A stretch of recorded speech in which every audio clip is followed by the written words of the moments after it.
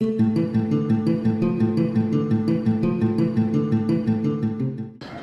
you, Mr. Speaker. Mr. Speaker, I would like to thank the Honorable Winston Jordan, Minister of Finance, and his very able team for crafting a budget that caters for the long-term growth and development for all Guyanese.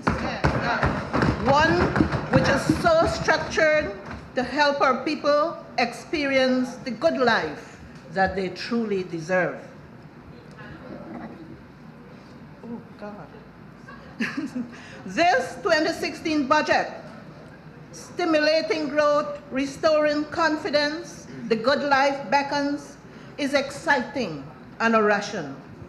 It speaks of development on a large scale, which again is beneficial to all Guyanese. I would like to address, Mr. Speaker, the statement made by Honorable Yvonne Pearson when she said that the indigenous peoples have lost confidence in the honorable member, has lost confidence in Vice President Sidney Alicock and Minister of Indigenous Peoples Affairs and myself as Minister within the Ministry of Indigenous Peoples Affairs. I would like to remind the honorable member that on May 11, 2015, the people of Guyana, including my indigenous people, our indigenous people, expressed confidence in the APNU-AFC coalition. We continue to enjoy this confidence. Our people express no confidence in and rejection of the party of the honorable member, Ms. Pearson. They were demoted from government to opposition.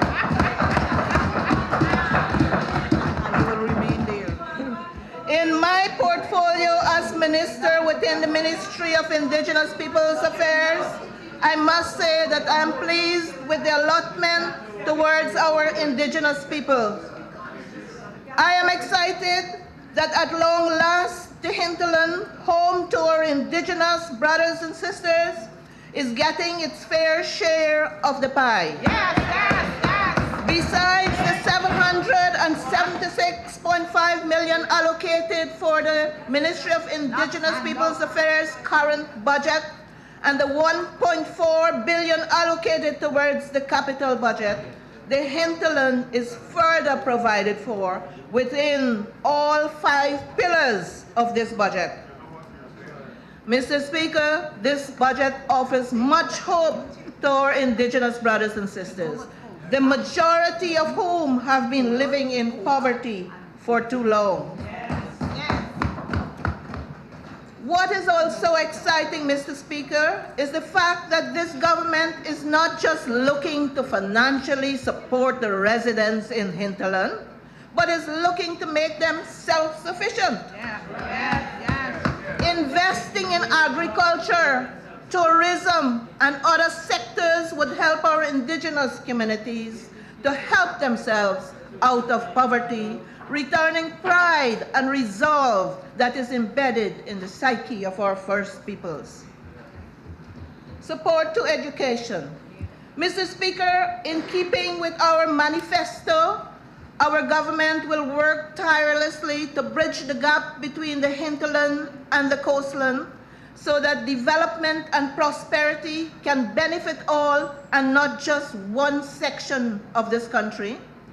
To this effect, not only better roads and bridges will be built, but more emphasis will be placed on education to help develop our human capital within the indigenous communities. Mr. Speaker, youths in every indigenous community are suffering from the lack of jobs, and our government is very concerned about this. But, Mr. Speaker, how can one earn if one has no suitable skill. For example, how can the community's tractor be taken to the mechanic for repairs when no one in the community is trained in motor vehicle repairs? How can a modern water system operate efficiently when there is no plumber to service it? Tell them, Valerie. Tell them. How can we expect our youths to produce desks and benches for the schools if they never had any training in carpentry and joinery? Listen, Polly. And do not have the money to purchase their tools? How can we expect them to become young entrepreneurs when we do not extend such training to them? Mr. Speaker, the Honorable Members Hamilton and Durham Lyle yesterday mentioned that 1,972 indigenous youths lost their jobs in 2015. But the truth is that the YEEP, a scheme developed by the then Ministry of Amerindian Affairs, came to an end at the leisure and pleasure of the then ministry in April 2015. Yes.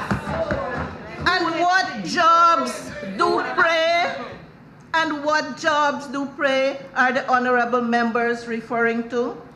These community support officers, as they were called, did not have real jobs. They received $30,000 per month for doing next to nothing at all. On most days, they disrespected community leaders and campaigned for the PPP for the 2015 elections. Wearing red t-shirts. These youths were, in all fairness, PPP politicians, Mr. Speaker. Yes. That is why a request for a further sum of $796 million in 2014 for the continuation of the YEEP was denied. However, Mr. Speaker, I would like to commend Honorable Pauline Sukai for coming up with a plan for the hinterland and indigenous youths to earn $30,000 per month.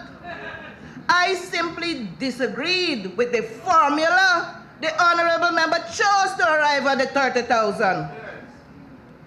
Mr. Speaker, to eliminate poverty and develop our indigenous communities, to maintain expensive equipment and infrastructure, and not continue the previous government's trend of wasting our taxpayers' money, we need to train our indigenous young people. Yes. We need to start preparing them for the world of work. A career. We need to prepare them to be young entrepreneurs. Oh, yes. We need to prepare our young people for leadership roles in their communities. And this, I'm proud to say, is what our government, through the Ministry of Indigenous Affairs, will be doing. Yes. Actually, Mr. Speaker, our ministry has already started in this direction. And I'm happy to say that the Hinterland Employment and Youth Service was launched in October 1, 2015 in Paramakatoy in the North Pacaramas, Region 8. This one-year program entails 6 months of classroom training, 4 contact hours per day from Monday to Friday, and 6 months of practical training under mentorship. Youths are entitled to $30,000 per month, of which $10,000 will be saved and which they will receive at the end of the course.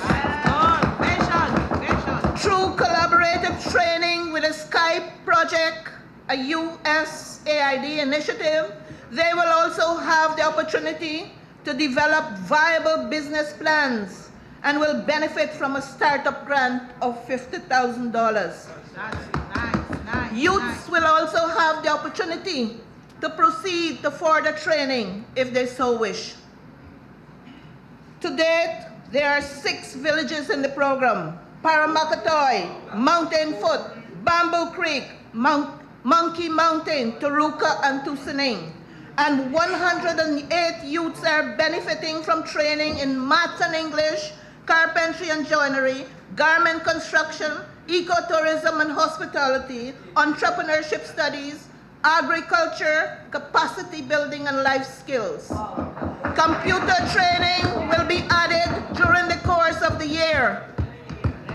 Mr. Speaker, emphasis is also placed on training that directly links the community development projects that directly links with the community development projects that is funded under the GRIF, so that these projects can have a chance of becoming success stories instead of being added to the long list of failed projects and millions of dollars gone down the drain yet again.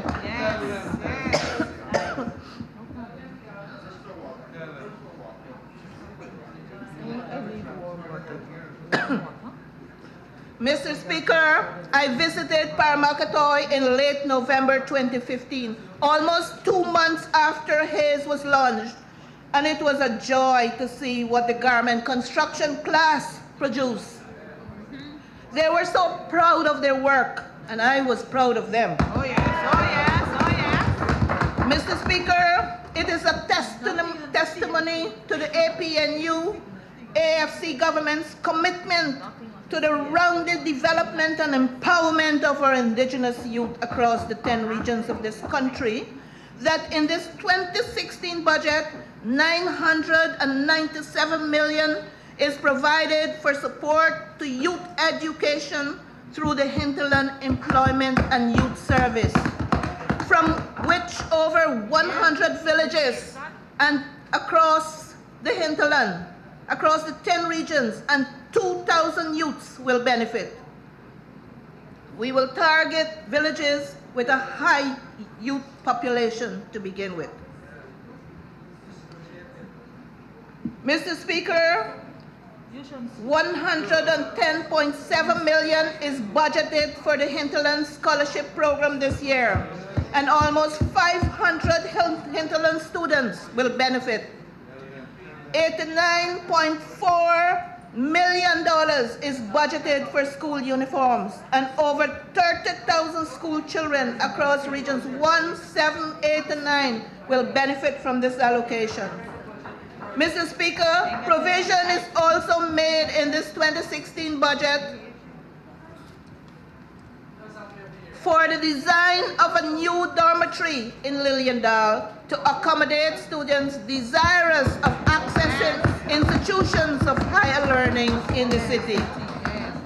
Mr. Speaker, I cannot help but mention that in this modern age of information technology, our government is working to provide ICT services in hinterland communities and has seen it fit to invest approximately $3.1 billion for the ICT access and e-services for hinterland, poor and remote communities project.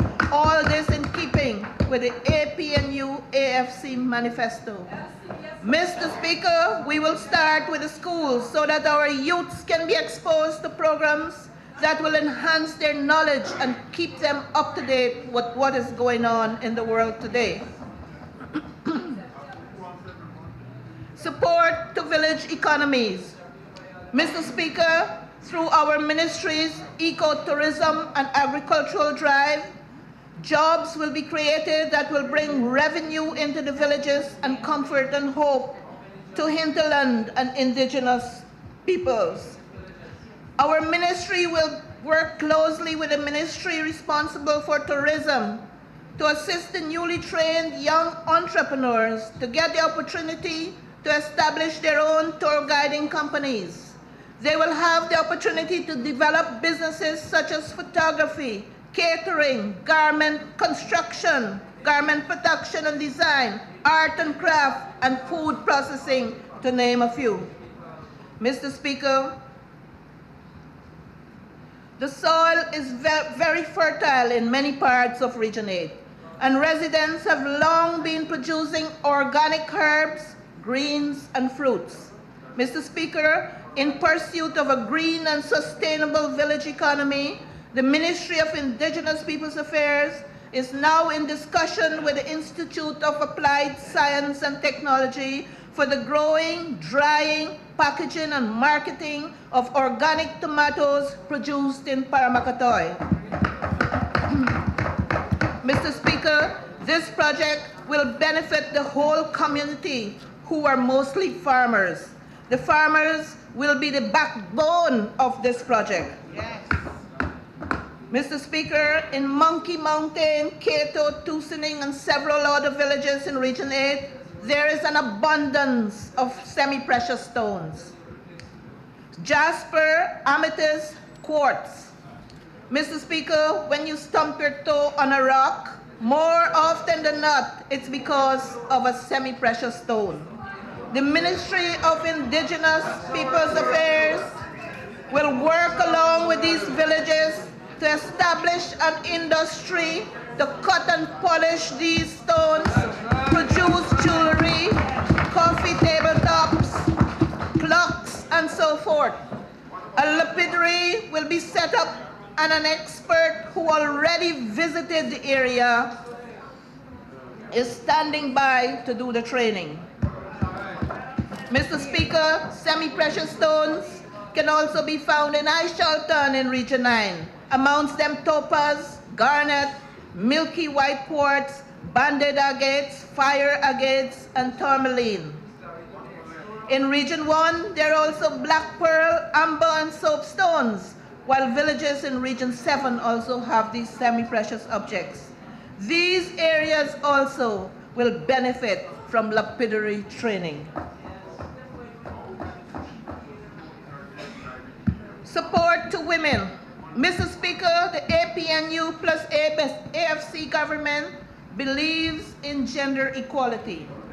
And last year, under the Indigenous Women's Small Business Initiative, the Ministry of Indigenous Peoples Affairs supported 14 small businesses in regions 1, 2, 3, 4, 7, 8, and 9.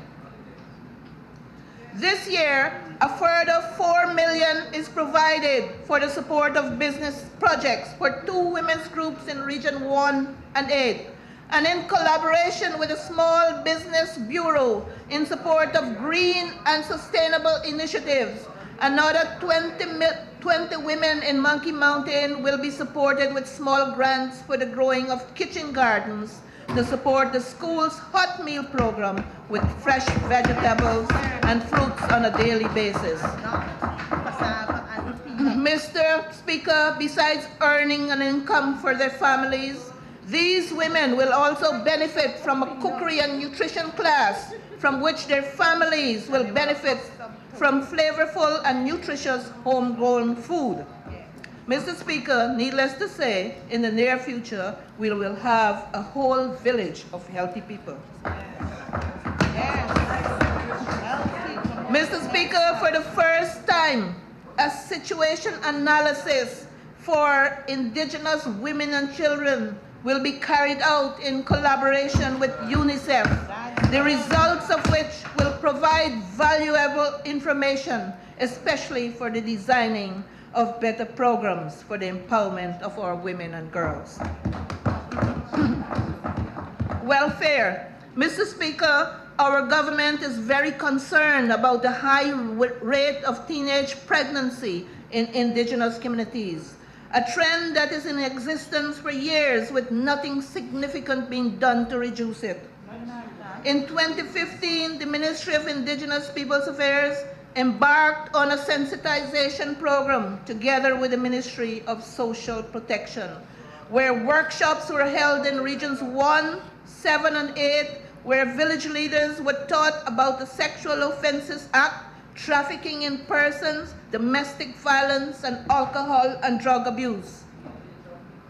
For this year, Region 9 will benefit from this sensitization program. Many times our Indigenous workers also suffer from poor wage and work conditions. The workshop also exposed the labor laws and highlighted routes that Indigenous workers should take in dealing with unscrupulous employers. These village leaders and representatives which included a number of females, promised to take back the information to their respective villages. Mr. Speaker, for the first time in 11 years, a visit was made by a minister, an indigenous minister, to the Camp Street prison to meet with indigenous inmates. This is according to the superintendent of prisons. Shame on you. There I met with 100 indigenous inmates, and it was sad to see, since many of these inmates with proper representation would not have to be there. Yes. A subsequent visit was made to the New Amsterdam prison, where I met with female inmates, some of whom with proper representation also would not be there. After these visits, the ministry held a meeting with legal aid on the way towards proper representation for these inmates. Additionally, the ministry will use its legal advisor in the future to help these unrepresented inmates or any who were wrongfully incarcerated. We are willing to collaborate also with voluntary groups. Mr. Speaker, with the youth occupied in a useful way, together with life skills training, it is expected that the problem of teenage pregnancy should be reduced. Additionally, this year, Mr. Speaker, the Ministry of Indigenous Affairs has provided a fair sum of money to assist cancer patients. Yes. Sports. Last year, for the first time ever, the Ministry of Indigenous Peoples Affairs, in collaboration with private sponsors, supported 3 indigenous swimmers to attend the Goodwill Games in Trinidad. Last year, swimming and archery were introduced to the indigenous heritage sports, and this Jubilee year, the ministry is looking forward to add athletics to the games. In 2015, we also collaborated with the Ghana Football Federation to promote football in Region 9. That region has benefited so far from a regional football conference held in Latham, where 4 young men were chosen to be district coaches for the 4 districts in the region. They're also tasked with the mandate to assist all clubs to register with the Ghana Football Federation so that these clubs can have their licenses. Additionally, we will collaborate with the Ministry of Education, Department of Culture, Youth and Sports to promote sports in communities, including the schools. Mr. Speaker, 2.5 million of the Ministry of Indigenous Peoples Affairs budget is allocated for the purchase of sports gears in 11 communities in regions 1, 8, and 9. Furthermore, chess will be taught in several schools. Mr. Speaker, no longer would the hinterland be left behind. As indigenous peoples, we will take our places at the wheel of development and turn that wheel just as strong and as long as the rest of our Guyanese brothers and sisters for the development of all Guyanese. We have survived as 9 distinct and proud peoples, not because we're weak or because we're stupid, but because we are hardworking, innovative, and we are distinguished scientists of the environment. All we needed was an opportunity to catch our footing in this modern world. And now we have that opportunity. This is the beginning of real development for our indigenous population. Yes.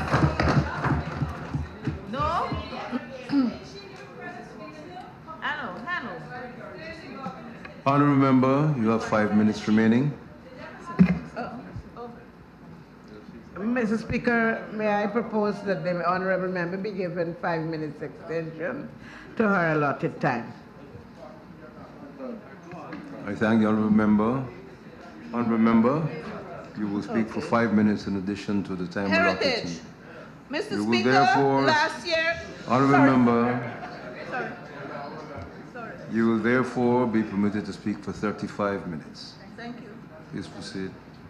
Thank you, Mr. Speaker.